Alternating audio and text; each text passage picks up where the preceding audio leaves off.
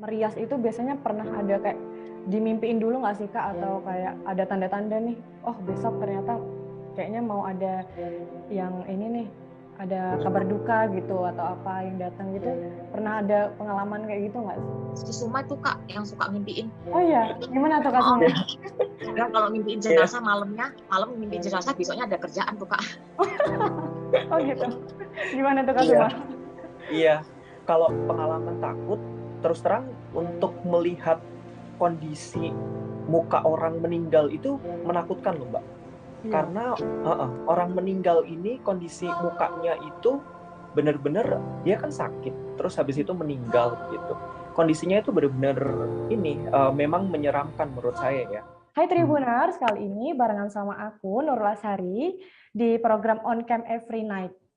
Nah, di On Cam kali ini spesial banget karena aku menghadirkan dua narasumber, dua sosok orang yang keren banget, yang hebat, yang mungkin bagi sebagian orang kayak merias ataupun memiliki pekerjaan sebagai perias ataupun make up artis gitu ya, itu udah jadi hal yang biasa. Tapi kali ini ada ternyata pekerjaan merias jenazah gitu ya. Gimana sih kok bisa gitu seorang jenazah yang kita lihat biasanya menakutkan, terus sekarang bisa disulap jadi cantik-cantik dan ganteng-ganteng gitu ya untuk dihadapkan kepada Tuhan gitu. Nah, langsung aja nih kita sapa, di sini udah ada Kak Julia dan juga Kak Sumawati. Boleh disapa dulu Kakak? Halo. Halo. Halo Siang Kak Tribun. Nurul. Halo. Nah, ini dia yang tadi udah aku ceritain tentang Kak Julia dan Kak Suma. Nah, sebelum kita ngobrol lebih jauh, gimana nih Kak kabarnya di tengah pandemi COVID yang udah agak menurun, kira-kira di sana gimana kabarnya? Kalau saya luar biasa baik Kak. Baik, Selalu alhamdulillah. bahagia, selalu senang, tetap bersyukur apapun kondisinya ya. Iya, puji Tuhan. Kalau Kak Suma sendiri gimana, Iya. baik? Benar. Semakin kesini semakin baik ya.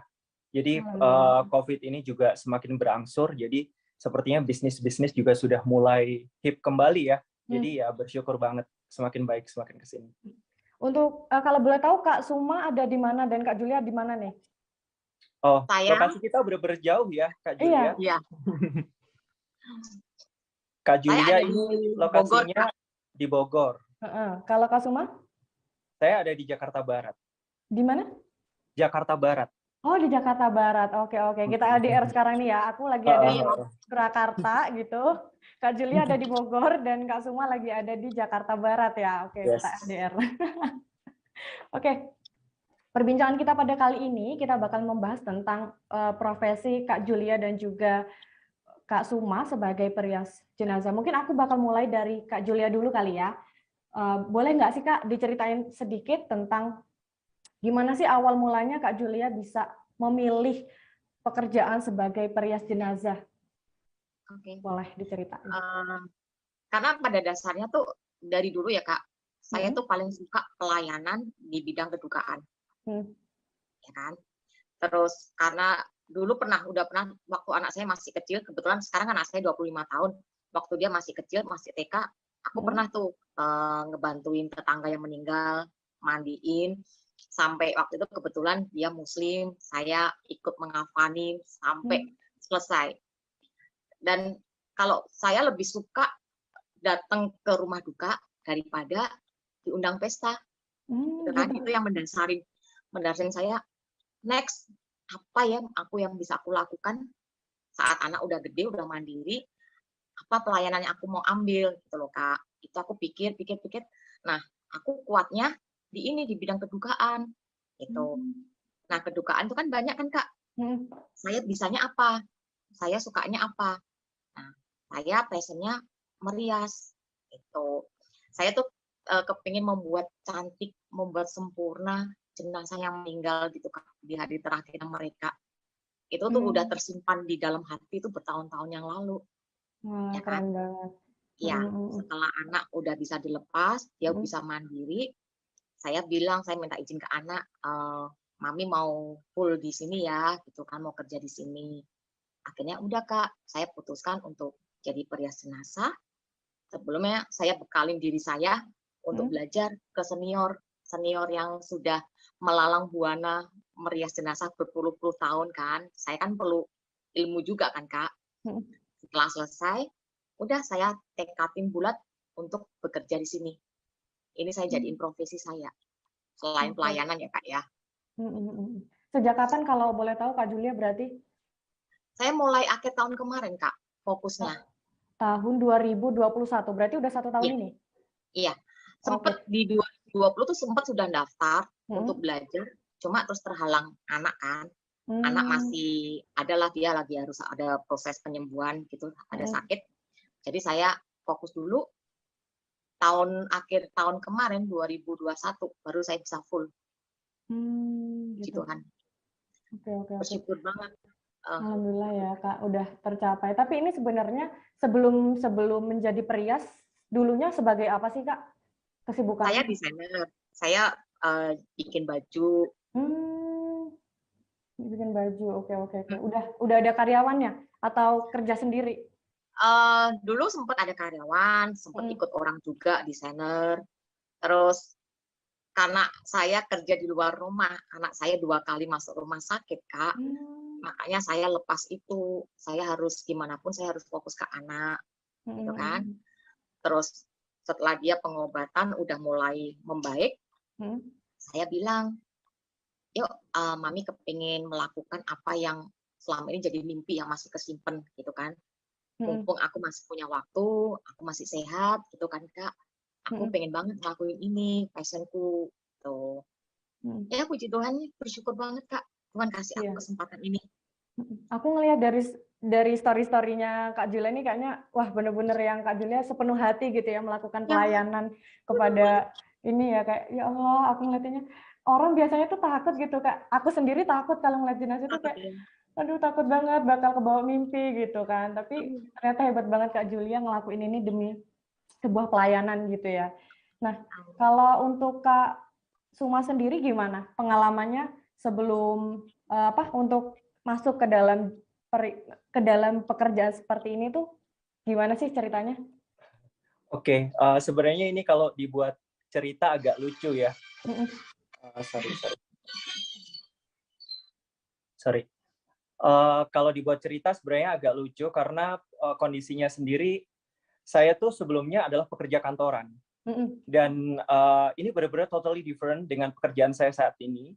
Karena sebelumnya saya itu di salah satu government institution lah, bergerak di bidang keuangan.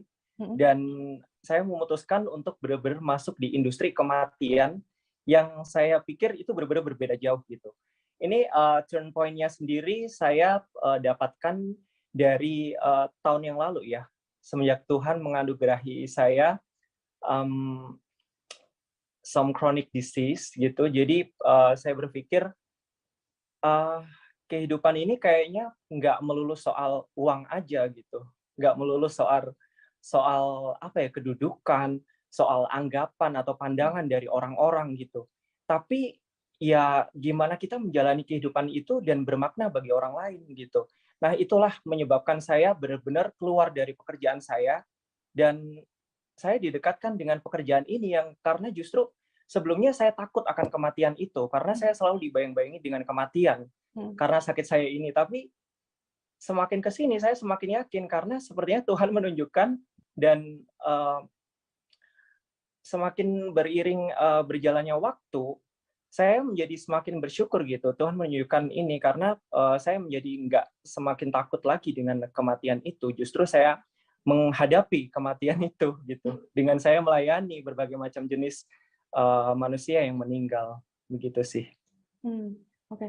Kan ini Kak Suma dan Kak Julia ini partner kerja ya. Udah berapa lama sih kalian bekerja sama? Mungkin dari Kak Julia mau jawab dulu. Kita ketemunya ya waktu saat kita kursus belajar itu Kak di akhir tahun kemarin. Oh, gitu. Terus kita beberapa kali dipertemukan bekerja sama lah. Kita saat merias kita bekerja sama kan. Kok kita merasa lah kita ada kesamaan ya gitu loh. Kecocokan kita tuh ada gitu kan. Kenapa kita nggak bergabung aja gitu kan. Karena kalau saat kita rawat jenazah itu Kak, kalau seorang diri itu terkadang capek. Ya kan? Memecah fokusnya kita itu juga susah. Satu sisi kita harus ngadepin keluarga yang lagi berduka, ya kan? Mereka terkadang sensitif, jadi kita harus ngejaga komunikasi, ngejaga suasana itu tetap aman, tetap nyaman buat kita yang bekerja dan keluarga, gitu kan? Satu sisi kita harus fokus ngerias ini jenazahnya, gitu kan? Makanya kalau kita berdua kerjanya, Kak, itu enak. Terkadang misalnya Suma yang lagi kerja, saya ngebalesin keluarga yang ngajak ngomong, gitu kan? Apa gitu. Jadi karena hal-hal itu, makanya udah yuk kita kerja bareng aja, gitu kan? Sama jalan sama-sama, gitu. Biar lebih enak, Kak. Terkadang juga kita ngerias jenazah, kadang tengah malam kita pernah, Kak, jam 1 malam kita ngemandiin jenazah. Wow, gimana tuh? Memandikan, makein baju, sampai merias. Oke. Jadi nggak cuma, jadi profesi perias jenazah itu nggak cuma merias ya ternyata, dari dia memandikan itu juga termasuk ya? Iya, tergantung permintaan keluarga. Oh gitu. Waktu itu kan memang meninggalnya di rumah dan mau dimakamkan besok paginya. Jadi mereka mintanya tengah malam itu kita harus kerjain. Jadi kakak bisa bayangin saya berangkat, saya nyetir, ya kan, terus nanti di sana kita mandiin. Kalau nggak ada partner, Kak, kayaknya nyerah. Nggak mampu kayaknya, Kak. Waduh. Gitu, iya. Kalau Kak Julia sendiri umurnya sekarang berapa sih kalau boleh tahu? Saya, Kak? Iya. Saya 45, Kak. 45. Kak Suma? Saya 33. 33, oke. Masih kelihatan muda-muda banget ya, nih masih fresh. Kak Suma sendiri udah berkeluarga? Belum, saya belum berkeluarga, dan sepertinya saya menemukan sosok orang tua ya di diri Kak Julia ini, karena menurut saya memang dari kecil ini terbiasa hidup sendiri, jadi berpisah dengan orang tua saya, sehingga saya melihat sosok Kak Julia ini seperti mami saya sendiri gitu, sehingga ketika bekerja dengan beliau ini seperti saya memiliki visi dan misi yang sama dengan beliau gitu, dan cara berpikir kita, bagaimana kita melayani jenazah-jenazah kita, klien-klien kita itu benar-benar totally sama gitu. Jadi saya merasa klop aja, dan bekerja dengan Kak Julia ini ya saya merasa senang gitu. Bahkan apapun yang terjadi, meskipun kita dipanggil jam 1 malam, jam 3 subuh gitu, kita akan tetap jalan gitu, karena ya itu, karena concern kita untuk melayani orang, dan apapun yang dibutuhkan orang, kematian kan kita tidak bisa perkirakan ya kapan dan jam berapa begitu untuk proses kematian. Jadi kita usahakan sebisa mungkin untuk datang ke lokasi jam berapapun, di situasi apapun. Kita akan usahakan untuk datang, karena biar orang-orang juga ini ya merasa lega, setidaknya ada yang membantu. Oke. Kalau Kak Suma itu punya pengalaman merias atau gimana nggak sebelumnya? Kok tiba-tiba kayak akhirnya bisa merias gitu? Belajar juga atau emang dari dulu udah jago? Sebenarnya kalau untuk pengalaman sendiri itu sekitar 5 tahun yang lalu itu paling otodidak ya, belajar dari YouTube, sempat ikut les juga, tapi untuk meriasnya sendiri ini biasanya mostly saya untuk ini ya, kayak prewed gitu. Jadi benar-benar MUA, tapi khusus untuk ini aja, untuk orang yang hidup gitu, dan bukan untuk orang yang meninggal. Tapi memang ada keinginan, karena pada waktu itu saya pernah dihadapkan di suatu peristiwa. Jadi saya mengunjungi salah satu rumah duka, kebetulan ini adalah kerabat saya yang meninggal, dan saat itu maminya dirias sangat tidak ini sih, menurut saya riasannya itu enggak banget gitu. Jadi tergerak kayak hati saya untuk merias begitu. Jadi kayak, kenapa saya nggak merias ini aja ya, orang yang meninggal aja ya, gitu. Karena menurut saya perias kayak perias pengantin, perias orang hidup itu cukup banyak sekali, apalagi sekarang ya. Itu jumlahnya kayaknya cukup banyak gitu di Indonesia. Tapi untuk perias jenazah tidak semua orang yang bisa merias jenazah, mungkin hanya beberapa saja. Oke, oke, oke. Oke, balik lagi ke Kak Julia. Kalau Kak Julia pernah nggak sih punya pengalaman yang, ini dulu deh, pertama kali merias jenazah itu ngerasa takut apa gimana nggak sih? Atau kayak pas pertama kali udah kayak, udah biasa kayak ngerias orang gitu aja? Oke. Pertama kali ngerias itu diajak praktek sama guru saya kan Kak. Saya nggak ada rasa takut sih, saya lebih bahagia ya, jadi nggak sabar gitu loh Kak. Terus waktu saya pegang tuh jenazah pertama kali, mukanya Kak, karena kebetulan meninggalnya itu dari jam 8 malam, kita make up-nya jam 6 pagi. Oke, udah semalaman banget berarti ya? Iya. Dalam waktu saya megang wajahnya, setelah saya permisi sama beliau, saya pegang, saya cuma dalam hati, kayak batu ya, keras banget Kak. Gitu. Gitu ya. Tapi takut sih enggak, gitu kan. Saya menikmatin setiap proses saya make up itu, saya benar-benar menikmatin. Kalau misalnya kita nggak dikejar-kejar waktu gitu ya Kak ya, saya sama Soma itu bisa 2,5 jam Kak. Bener-bener yang ini ya, menikmati. Iya, menikmatin banget setiap detailnya, setiap kita kerjain pokoknya menikmatin, dan kita tuh gini, kita harus bagus. Maksudnya bagus tuh kita harus bikin klien kita tuh cantik sesempurna mungkin. Kalau kita, sampai saya kalau bilang sama Suma, saya pantang pulang kalau nggak melihat mereka sempurna. Jenazah sempurna, keluarga juga harus bahagia Kak, harus puas sama kerjaan kita. Gitu. Kalau waktu sebelum merias itu biasanya pernah ada kayak dimimpiin dulu nggak sih Kak, atau kayak ada tanda-tanda nih, besok ternyata kayaknya mau ada yang ini nih, ada kabar duka gitu atau apa yang datang gitu, pernah ada pengalaman kayak gitu nggak sih? Kalau saya sih kayaknya jarang banget. Si Suma tuh Kak yang suka ngimpiin. Oh iya, gimana tuh Kak Suma? Dan kalau ngimpiin jenazah malam ngimpiin jenazah, besoknya ada kerjaan tuh Kak. Oh gitu. Gimana tuh Kak Suma? Iya. Jadi kalau saya memang saya juga nggak tahu kenapa, tapi di mimpi-mimpi saya itu selalu untuk sekarang selalu berhubungan dengan jenazah gitu loh. Jadi beberapa kali memang seperti itu. Jadi ketika saya memang sebelumnya malam gitu ada mimpi seperti entah saya memandikan jenazah atau mengurus jenazah begitu, besoknya selalu ada panggilan gitu. Entah itu terjadi karena kebetulan atau gimana saya juga nggak tahu, tapi itu selalu terjadi dalam mimpi saya gitu. Terkait pertanyaan Mbak tadi yang apakah ada pengalaman takut atau enggak, sebenarnya kalau pengalaman takut, terus terang untuk melihat kondisi muka orang meninggal itu menakutkan loh Mbak. Karena orang meninggal ini kondisi mukanya itu benar-benar dia kan sakit, terus habis itu meninggal begitu. Kondisinya itu benar-benar memang menyeramkan menurut saya ya. Jadi ada satu klien saat itu yang memang mukanya selalu terbayang-bayang gitu di saya, bahkan di mimpinya gitu. Sampai 3 hari saya nggak bisa tidur atau susah tidur, selalu terbayang-bayang gitu muka dia.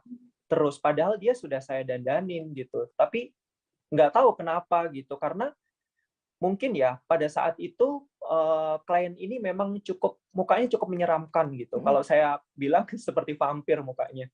Tapi ya kita rapikan segimana mungkin gitu, sampai saya post di Instagram saya dan banyak sekali yang komen, kok mukanya jadi kayak artis sinetron ya gitu sekarang ya gitu. Tapi sampai jenazah itu menangis loh Kak. Oh iya. Iya, benar.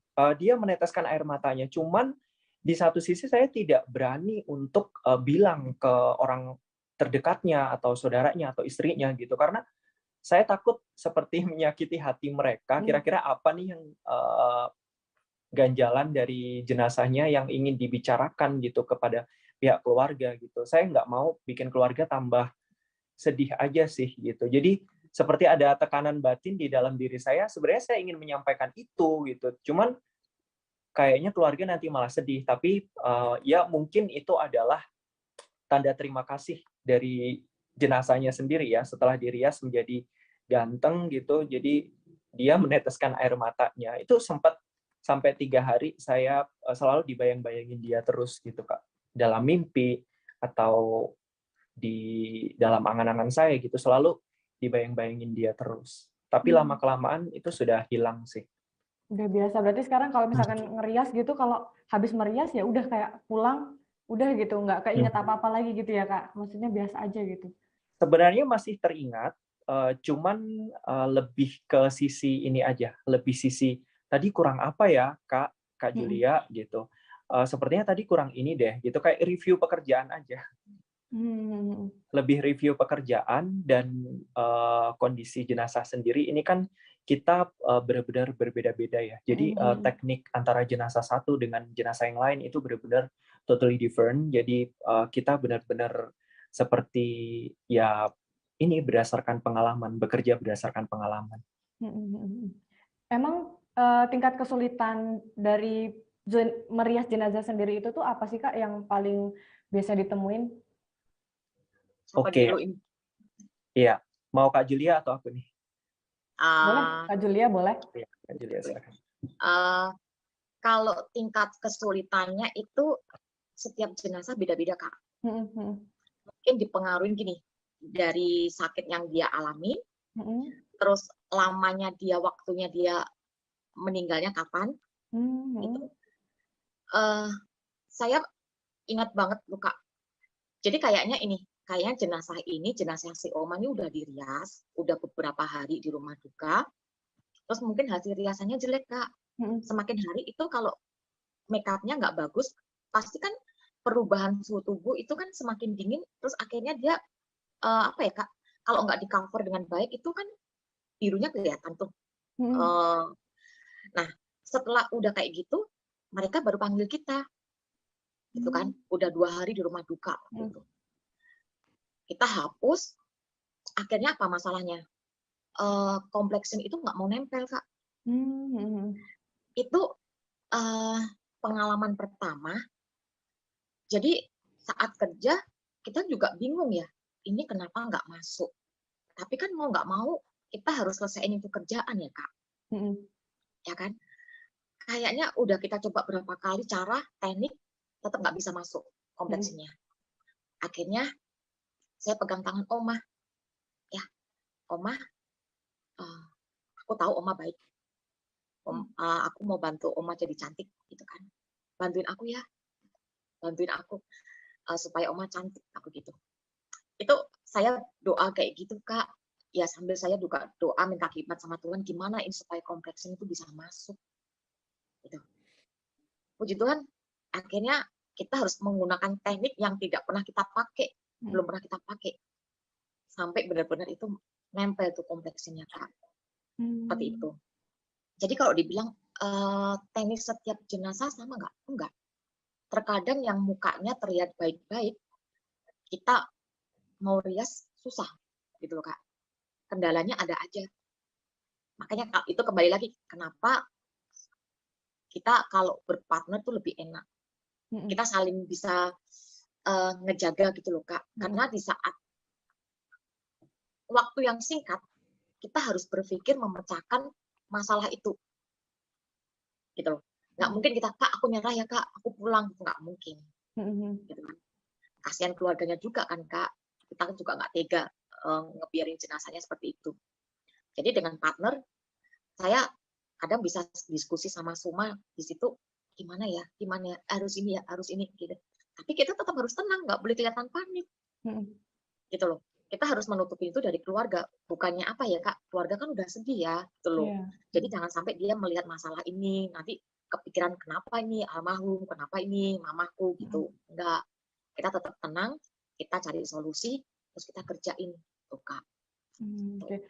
Kalau selama merias itu pernah nggak sih Kak ngerias sambil ngelihat wajahnya terus kayak ngebayangin terus sampai kalian ngerasa kayak kok gini banget ya gitu terus sampai menangis gitu di depan jenazah gitu pernah nggak? Pernah Kak. Jadi ada klien usia 27, dia mau menikah. Dia meninggal karena meningitis. Aku merinding Kakak. Aku juga merinding dari tadi. Bayangin ya Kak, 27, terus pada saat kita ngerias, itu kan kadang tangan kita nempel-nempel gitu ya Kak, neken-neken ya. Keluar itu darahnya dari bibir Kak.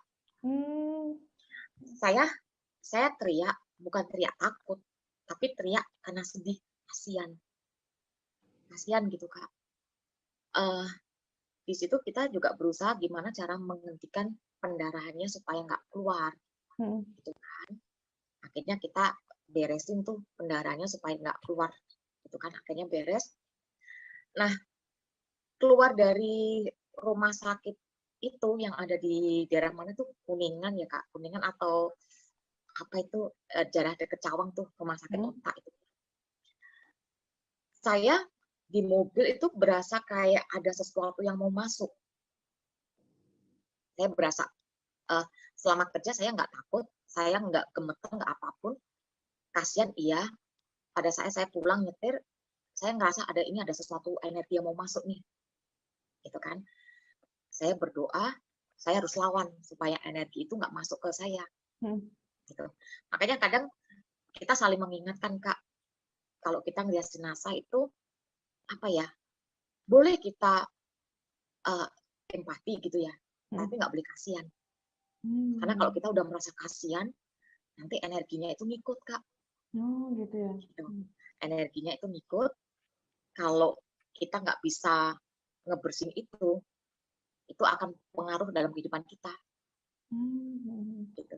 Jadi saya cepet-cepet, terkadang kebetulan saya Nasrani ya Kak, cuma saya suka doa. Saya suka, di mobil selalu ada rosario. Saya beresin kalau saya belum sampai rumah, saya selesaikan bersihin energi itu saya dengan doa. Jadi saya nyetir sambil doa supaya energinya nggak ngikut ke saya. Gitu Kak. Oke, kalau Kak Suma sendiri gimana? Pernah nggak waktu merias terus ikutan sedih juga, terus akhirnya sampai hampir mau nangis gitu, tapi harus ditahan atau gimana?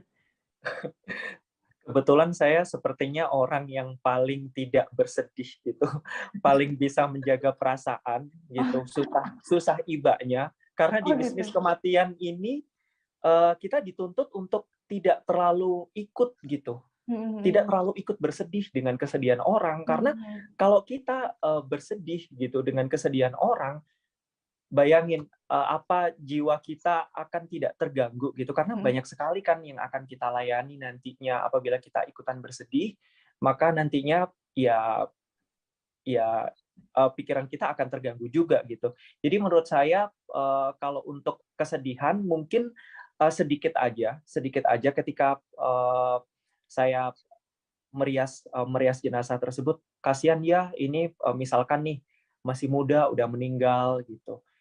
Kira-kira dia sudah melakukan apa aja ya gitu. Paling kalau aku lebih kayak iba dengan ini sih Kak, dengan kayak penyebab kematiannya, lalu habis itu bagaimana pihak keluarga treat dia gitu, bagaimana pihak keluarganya sendiri itu berhubungan dengan jenazah, sepertinya orang ini tidak terlalu disayang banget dengan keluarganya, sepertinya orang ini disayang banget. Jadi lebih seperti itu sih, karena masing-masing jenazah ini berbeda-beda, benar-benar berbeda-beda. Seperti yang Kakak bilang tadi, sebenarnya kalau untuk yang kasus kesulitan ketika kita merias jenazah itu sebenarnya tidak terlalu apa ya, dari segi teknik ataupun dari segi ketika kita merias jenazah ini sebenarnya tidak terlalu berbeda dengan orang biasa gitu. Ketika kita merias orang biasa, namun yang menjadi perbedaan adalah saya sudah catat sih beberapa. Ya, yang pertama, kulit jenazah itu mereka itu kulitnya kaku seperti kayu. Jadi kita merias jenazah itu benar-benar kita merias seperti merias kayu gitu. Karena kalau untuk kandungan formalin sendiri kan semakin lama mereka akan membuat kaku badan gitu. Jadi benar-benar seperti boneka yang kita rias. Lalu yang kedua, kulit jenazah itu merefleksikan penyakit yang dideritanya. Jadi penyakitnya sendiri itu kita bisa lihat, misalkan kulitnya tiba-tiba biru gitu, berarti bisa aja dia kena penyakit jantung gitu. Terus kulitnya tiba-tiba kuning, bukan tiba-tiba sih, kulitnya yang menguning gitu, kuning banget gitu. Itu mungkin dia ada gangguan di livernya gitu. Jadi berbagai macam cancer pun seperti itu. Jadi berbagai macam penyakit itu bisa kita deteksi ketika jenazah ini kita rias gitu. Dan juga apalagi yang korban ini ya, kecelakaan ya, kan ada jahitan dan segala macam gitu. Jadi tugas kita ya untuk mengcover itu semua. Jangan sampai orang-orang yang melihat jenazah tersebut tahu gitu kalau orang ini sakit, kalau orang ini kecelakaan gitu. Jadi sebaiknya kita tutupin saja. Kita bilang apa ya? Bukan dibilang aib sih, tapi kayak ketidaksempurnaan dari jenazah tersebut, dan kita ubah menjadi sempurna gitu. Biar orang-orang yang melayat juga senang gitu, dan keluarga juga senang. Pasti ketika melihat jenazah tersebut yang terpikirkan oleh mereka itu ya bahagia gitu, bukan sedih lagi. Karena mereka merasa seperti tenang gitu ketika melihat jenazah tersebut, seperti orang tidur aja. Gitu. Oke, sebelum melakukan merias jenazah itu biasanya ada apa ya, semacam kayak ritual gitu nggak sih yang dilakuin sama kakak? Kak Julia mungkin ya, biasanya ritual. Jadi gini, pertama kan saat kita dikontak sama pihak keluarga kan Kak, saya selalu nanya meninggalnya kapan, penyebab kematiannya apa, gitu. Terus saya minta dikirimin foto waktu udah meninggal, gitu kan. Jadi biar saya punya gambaran apa yang akan saya lakukan di saat sampai di sana, gitu kan. Terus kalau saya udah sampai, saya paling cuma doa Kak, gitu. Sebelum turun dari mobil, yuk kita doa, gitu kan. Kita berdua doa, udah habis gitu udah kita siapin mental, kita apa ya udah semangat aja Kak. Pernah kita nunggu jenazah itu keluar hampir 2 jam Kak. Ya hampir 2 jam kita santai aja ya, kita ngobrol, kita buat seneng diri kita. Jadi kita nggak mau sampai bete, jenazah kok nggak keluar-keluar, terus kita nanti kerjanya asal-asalan, enggak. Kita tetap bikin happy diri kita. Gitu. 2 jam jenazah keluar, kita bekerja pun hampir 2 jam lebih Kak. Jadi kita di situ bisa 4 jam setengah. Wah, lama banget. Iya. Jadi mungkin saya ritual awal itu aja ya Kak. Cuma ya tadi kalau saya punya kebiasaan setelah kita kerja, kalau saya sampai rumah saya pasti langsung mandi keramas. Saya pakai garam. Kalau orang Jawa kan pakai garam di air bak mandinya itu? Iya. Oh, oke. Jam berapapun juga saya sampai rumah, maupun tengah malam, saya tetap mandi. Saya tetap mandi keramas. Itu cara saya ngebersihin diri selain saya doa ya Kak ya. Itu. Udah, puji Tuhannya nggak ada kejadian yang aneh-aneh sih Kak. Alhamdulillah ya. Iya. Ya. Mungkin menambahi Kak Julia, jadi sebenarnya ketika kita ada proyek merias jenazah, hal yang pertama memang benar tadi kita berdoa terlebih dahulu. Tapi ketika kita sampai di rumah dukanya sendiri, berhadapan langsung dengan jenazahnya, kita biasanya sebelum mengaplikasikan makeup tersebut, kita minta izin terlebih dahulu ke jenazahnya ya. Minta izin, kita izin ke oma, kakek, papa gitu. Kita minta izin untuk merias bapak ibu gitu. Kita akan buat oma cantik, kita akan buat kakak cantik gitu, agar kakak bisa di surga dengan tenang. Jadi kita benar-benar ini sih, izin ke pihak keluarga, izin ke jenazahnya sendiri gitu. Bahkan kita tanyakan ke pihak keluarga juga, ini kira-kira mau di make up gaya seperti apa, maunya seperti apa gitu. Kita tanyakan kepada pihak keluarga, karena masing-masing pihak keluarga ini memiliki apa ya, selera sendiri-sendiri ya, yang kadang-kala bikin kita bingung juga. Yang paling aneh apa tuh Kak? Yang request yang paling aneh misalnya kayak ini dulu mungkin jenazah waktu semasa hidupnya dia ngefans sama Afril misalnya kayak gitu, pengen mukanya dimiripin sama Afril atau gimana gitu, ada nggak request aneh-aneh gitu? Kalau yang aneh enggak sih Kak, saya cuma ada dua pilihan ke keluarga. Kak, ada request nggak? Gitu kan. Mau yang soft atau mau yang glamour? Gitu kan. Nah, kalau mereka udah menentukan, misalnya aku mau yang soft, ya kita buat yang soft. Tapi kalau saya kerjanya udah 80% udah mau selesai tuh Kak, saya panggil pihak keluarga. Kira-kira cocok nggak? Ada yang kurang nggak menurut keluarga? Paling nggak anak, pokoknya yang menghubungin saya panggil.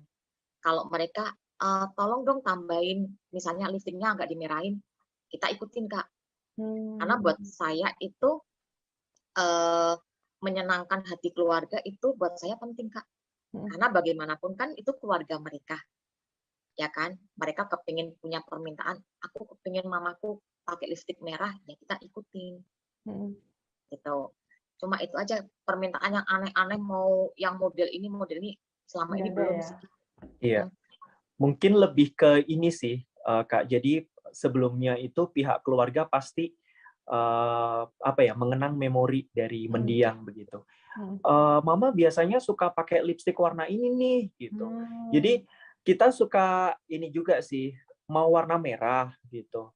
Tapi ini nanti akan merah banget loh gitu. Dan ketika kita aplikasikan, wah ini merah banget gitu. Lalu ada satu lagi pihak keluarganya, kayaknya bagusan warna ini deh gitu. Jadi kita harus benar-benar bisa ini sih, mengatur gimana caranya kita bisa menyatukan suara dari pihak keluarga satu dengan pihak keluarga yang lain gitu, agar mereka satu suara gitu. Karena ketika kita merias jenazah itu di samping peti itu dikerubuti oleh seluruh anggota keluarganya, yang permintaannya juga macam-macam gitu. Gimana kita sebagai perias jenazah itu bisa menyatukan pikiran mereka untuk nanti si jenazahnya itu juga tampil cantik gitu. Jangan sampai kita mengikuti keinginan mereka semua, ternyata jenazahnya juga malah jadi amburadul. Kita juga nggak mau seperti itu. Jadi kita jelaskan baik-baik juga kepada jenazahnya sendiri gitu, kepada pihak keluarganya sendiri gitu, bahwa ya bagusnya sepertinya seperti ini aja gitu. Karena kalau menggunakan warna ini atau seperti ini, itu nanti akan terlihat kurang menarik gitu ketika hasilnya. Untuk alat make up-nya sendiri sama nggak sih kayak make up-in orang pada umumnya gitu, atau ada bedanya alat make up-nya gitu? Boleh nggak ditunjukin yang biasanya dipakai buat make up-in ini jenazahnya? Pada umumnya sama sih Kak. Karena kalau di Indonesia kan memang belum ada produk yang dikhususkan untuk jenazah. Jadi ya kita pakainya yang biasa kita pakai Kak. Apa aja tuh biasanya Kak? Gimana? Mungkin nanti ditunjukkan Kak Julia, sambil Kak Julia menunjukkan. Jadi ada beberapa sebenarnya produk-produk yang di luar negeri itu tidak ada di Indonesia begitu Kak. Jadi kita sendiri yang harus mengakali begitu. Biasanya ada produk untuk ditaruh di bagian mulut, ditaruh di bagian mata gitu, agar seperti mata benar-benar orang yang sedang tidur. Itu kalau di luar negeri ada seperti itu, tapi di Indonesia benar-benar tidak ada gitu. Kita cari-cari sampai kayak gimana pun nggak ada. Tapi kita harus mengakali hal tersebut sebagai perias jenazah, jadi kita harus kreatif. Mungkin Kak Julia bisa kasih lihat ya alat-alat kita, biasanya apa aja. Aku balik kameranya kayaknya Kak. Nggak usah Kak Julia, gini aja dipegang terus ditunjukin. Ini gitu. Oke, banyak banget ya. Jadi ini Kak, produk-produknya sama yang kayak kita pakai semuanya. Nggak ada yang spesial gitu kan. Udah. Berarti sama kayak merias manusia pada umumnya gitu ya, hidup pada umumnya gitu sama ya? Mulai dari primer, dari foundation, dari bedak, dari apa semua kita. Tapi memang ada produk-produk tertentu Kak. Produk-produk tertentu itu tidak bisa masuk ke kulit jenazah. Jadi kita harus tahu atau harus bisa memilih berbagai jenis produk yang memang masuk ke kulit jenazah. Jadi kita ada banyak banget itu berbagai macam merek dan produk gitu, untuk kita coba satu persatu gitu. Oh, produk ini ternyata nggak masuk ke jenazah ini gitu. Kita change ya ke produk yang satu lagi gitu. Jadi masing-masing jenazah itu benar-benar berbeda-beda treatmentnya. Belajarnya sambil jalan ya. Setiap per kasus yang kita temuin, oh ini produknya nggak bisa, ya udah kita lepas Kak, nggak kita pakai lagi. Gitu. Oke. Kalau boleh tahu berapa sih emangnya penghasilan seorang perias jenazah katanya lumayan nih, lumayan ekspensif. Berapa sih kalau boleh tahu, Kak? Penghasilan ya, Kak. Aku agak gimana ya, Kak, kalau ngomongin penghasilan ya. Karena nggak Cuma pasti ada terus gitu kan ya, setiap hari atau selalu ada. Kita tuh gini, nggak setiap hari ada, Kak. Tapi kalau begitu ada, bisa dalam 1 minggu itu beberapa hari kita kerja, terus dalam 1 hari itu bisa lebih dari 2 jenazah. Gitu. Makanya kan kita nggak pernah berdoa ya, Kak, supaya saudara kita kedukaan gitu. Jangan Ya, sampai lah. sehat gitu kan, Kak. Jadi kalau memang nggak ada, ini aja beberapa hari nggak ada, ya udah. Kita di rumah, kita apa yang bisa kita lakukan gitu kan, Kak. Kita ngerapiin alat-alat kerja kita gitu kan. Kita upload hasil kerja kita, kayak gitu aja. Gitu. Kalau untuk penghasilan, pendapatan, saya relatif sih, Kak. Gitu. Saya nggak pernah mematok harus segini, nggak. Bahkan kalau itu benar-benar nggak mampu, saya ikhlasin, Kak. Kita ikhlasin, tapi tidak mengurangi kualitas kerja kita. Kita tetap sama, standar kita tetap sama, Kak. Ya kan? Karena buat saya sih, kita hidup nggak selalu uang, kebaikan juga nggak selalu diukur dengan uang gitu loh, Kak. Gitu. Terkadang kita datang, kita kerja, keluarga senang, ucapan terima kasih udah lebih dari cukup buat kita, Kak. Iya. Mungkin saya menambahkan Kak Julia ya, Kak. Jadi pandangan orang selama ini menurut kami adalah pandangan yang bergeser karena untuk merias kita ada 2 jenis perias ya. Yang satu adalah perias pengantin, yang satu adalah perias jenazah. Kebanyakan orang merias pengantin itu gimana ya? Mereka ingin yang terbaik, bahkan sampai mengeluarkan uang berapapun gitu untuk memanggil jasa perias pengantin gitu yang sampai yang terkenal gitu dengan biaya yang cukup fantastis gitu. Nah, tapi ketika dihadapkan dengan kematian, ini sosok keluarganya sendiri loh. Hari terakhirnya, sosok keluarganya yang meninggal gitu. Tapi kayaknya mereka itu nggak terlalu mementingkan gitu. Jadi untuk biayanya sendiri juga nggak sefantastis yang dibayangkan gitu. Jadi kalau bisa dibilang sebenarnya kalau untuk perias jenazah ini memang benar-benar kita memang membangun ini sebenarnya untuk building awareness dari masyarakat sendiri karena selama ini yang ada di lapangan itu orang-orang masih belum terlalu mementingkan riasan hari akhir dari keluarga mereka itu yang meninggal karena mereka lebih mementingkan mungkin ketika upacara pernikahan dan lain-lain gitu. Sebenarnya itulah yang ingin kita rubah gitu. Ini kan hari terakhir keluarga kamu.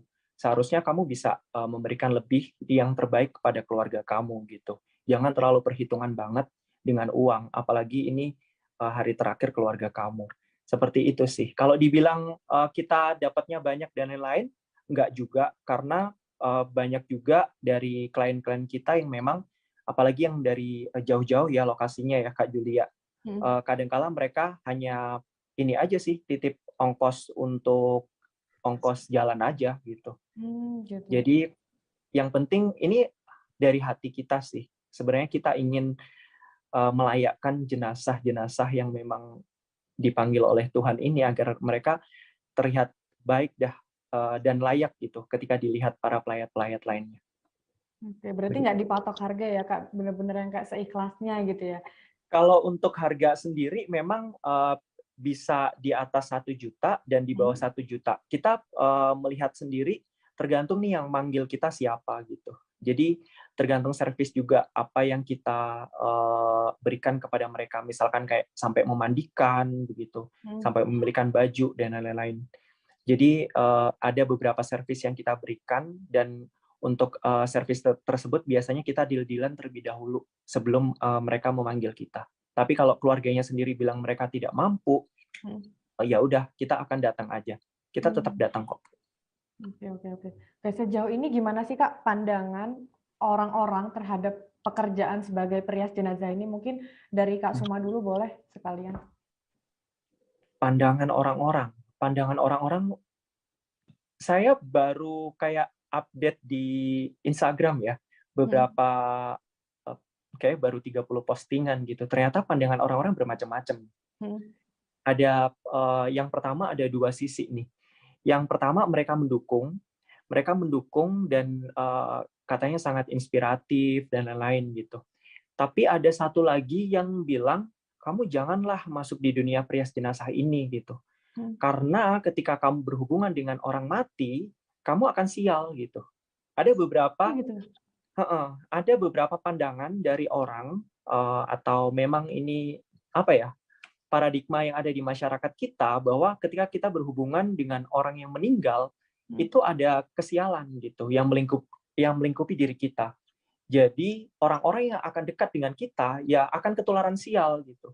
Jadi saya ingin merubah paradigma itu sih, karena ya sial apanya gitu, saya tidak membawa sial gitu. Jadi kalau jenazah tidak ada kita, siapa lagi gitu yang akan membantu mereka gitu, sampai memandikan mereka, sampai mengkafani mereka, atau misalkan mendandani mereka, siapa lagi gitu kalau bukan kita-kita. Jadi tidak ada kata-kata sial sih menurut saya. Bagaimana Kak Julia? Gimana nih Sama kalau ya, Kak Julia? setiap kita berbuat kebaikan, masa bawa kesialan nggak mungkin ya Kak ya.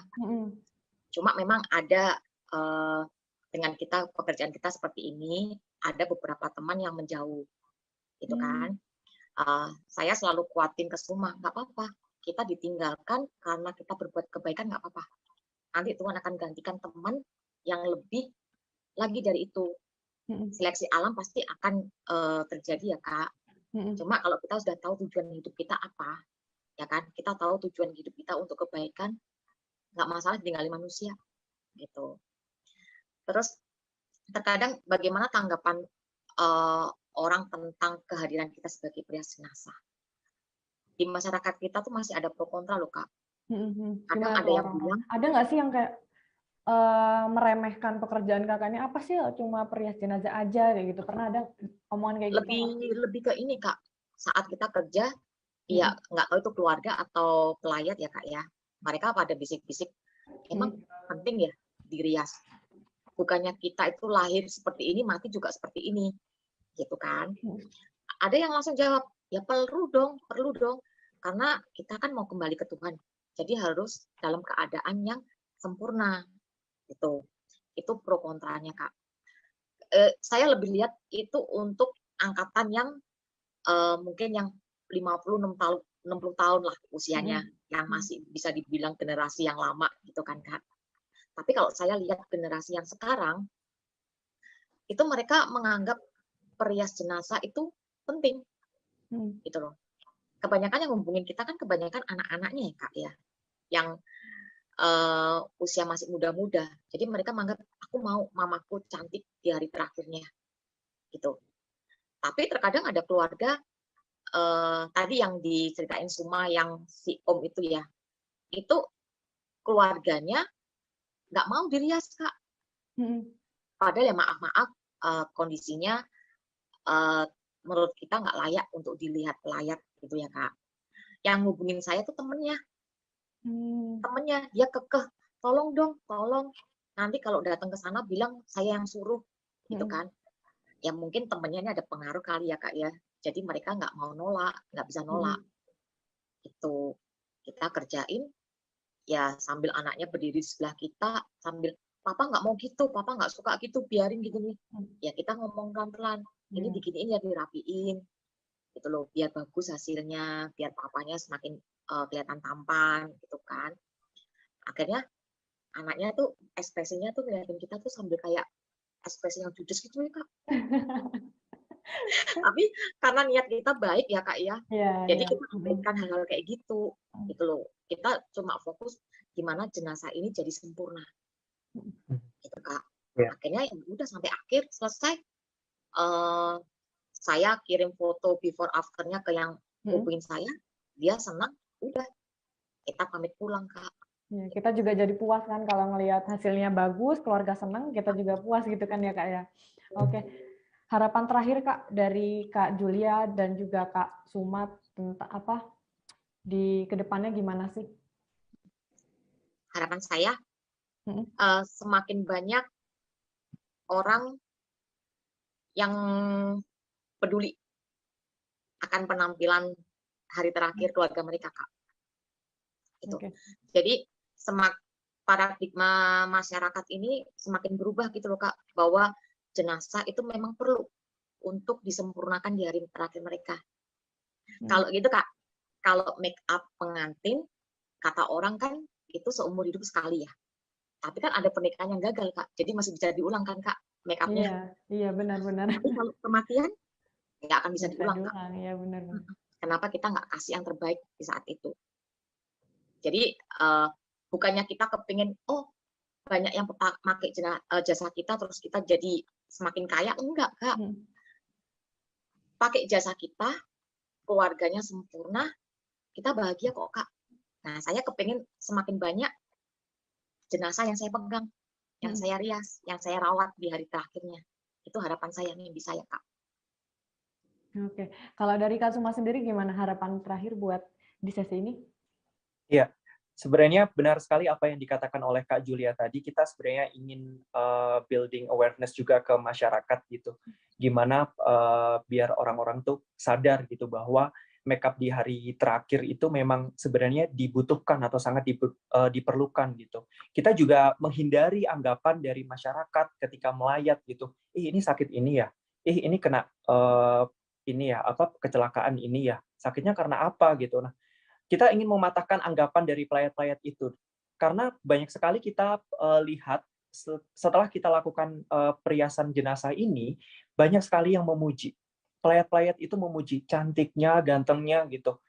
Mereka akan memuji dan pasti akan memberikan doa yang terbaik untuk jenazah tersebut dan lupa gitu menanyakan penyebab penyakitnya itu apa, penyebab meninggalnya itu apa gitu. Mereka setidaknya akan lupa gitu. Jadi sebenarnya kita memberikan berkat juga gitu kepada banyak orang dengan melakukan pekerjaan ini. Terus sebenarnya yang kedua, kita bangun Project to Heaven ini sebenarnya ingin juga untuk ini sih menciptakan funeral service yang berstandar gitu.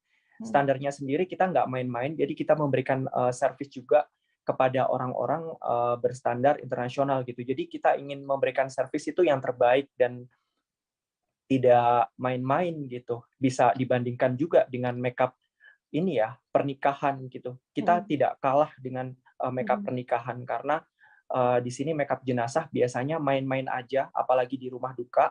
Jadi kita biasanya melakukan makeup ini nggak main-main dan bisa dibuktikan dengan hasilnya.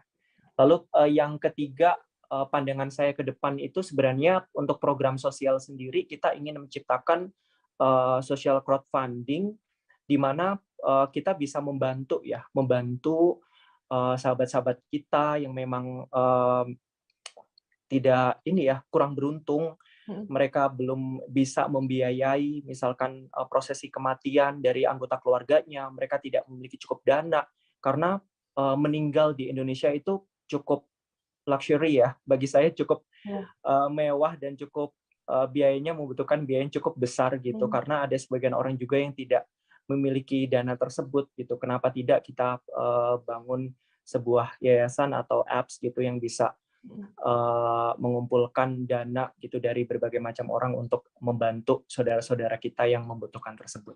Mungkin itu sih ke depannya pandangan saya. Keren banget sih, ya Allah. Supaya Tribuners kalian harus dengar sih semua cerita ini benar-benar nyentuh aku. Dari tadi tuh aku benar-benar yang kayak wah keren banget ya nih ceritanya Kak Suma sama Kak. Ini aku sampai merinding tadi cerita-ceritanya tuh kayak wah benar-benar speechless banget gitu ya. Semoga nanti harapan kedepannya yang udah tadi dikatakan oleh Kak Julia dan juga oleh Kak Suma bisa tercapai. Terus apa namanya masyarakat juga jadi nggak keberatan kayak untuk menghadap ke Tuhan itu kan pasti kita harus mempersiapkan itu dengan sebaik-baiknya gitu ya Kak ya. Oke, terakhir sebelum kita tutup kita boleh main games dulu. Di sini aku punya games. Kartu Uno. Biasanya kita main Uno tapi kali ini kita nggak main Uno. Ini cuma main cepat aja. Namanya Truth and Truth gitu. Jadi nggak ada truth order tapi Truth and Truth gitu. Oke, di sini ada pertanyaan-pertanyaan, ada sekitar 6 kali ya di sini. Nanti boleh dijawab dari Kak Suma dan Kak Julia. Jawabnya satu-satu, Kak, atau barengan? Barengan, biar seru. Oke. Kak Julia dan Kak Suma kan udah lama nih ya, udah lumayan cukup lama bekerja sama gitu kan. Kita uji kekompakannya gitu dari pertanyaan ini. Pertanyaan pertama, siapa sih yang sering molor kalau janjian buat ketemu? Nggak ada. Nggak ada. Oke, berarti semuanya on time gitu ya. Jam 7 ketemu, jam 7 berangkat gitu ya. Udah di tempat gitu. Oke, sip. Yang kedua, siapa yang sukanya kentut diem-diem? Nggak ada. Nggak ada. Nggak ada yang ngaku apa nggak ada nih? Oh, sekali Suma. Sekali Kak Suma. Tapi sekali doang dia. Kak Suma pernah? Aku bilang ke Kak Julia, Kak, aku mau kentut nih. Gitu. Iya. Oke. Nggak apa-apa. Yang ketiga, siapa yang paling galak? Kak Julia. Kak Julia. Kayaknya nggak ada deh, dua-duanya sama-sama ini ya. Kayak Saya lebih disiplin kali. Galaknya lebih ke sosok mama. Mama yang tegas. Oke. Yang ketiga, siapa yang jago makan banyak? Aku. Oh, Kak Julia nggak suka makan? Saya gendut ya? Bukan Kak. Kalau sekarang lebih ngejaga kesehatan aja Kak. Oh gitu. Oke. Jadi banyak yang dihindarin. Tapi kalau Suma mungkin cowok ya, karena cowok dia kadang makan bisa 2 porsi Kak. Oh. Oke. Terus ada lagi. Siapa yang paling sabar di antara Kak Julia dan Kak Suma? Dua-duanya sih, menurut saya. Dua-duanya, oke. Dua-duanya benar-benar nggak ada yang galak, nggak ada yang ini ya, sama-sama sabar semua. Oke deh, cuma itu aja pertanyaannya. Oke, kita cukupkan aja obrolan kita kali ini. Terima kasih banyak untuk cerita-ceritanya. Semoga menginspirasi banyak orang. Semoga kedepannya semakin sukses lagi dan semakin banyak dikenal oleh Tribuners di luar sana. Oke, gitu aja kali ya. Kita cukupkan aja. Thank you Kak Nurul buat kesempatannya. Terima kasih Kak Julia dan Kak Suma. Terima kasih sudah nonton. Jangan lupa like, subscribe, dan share ya.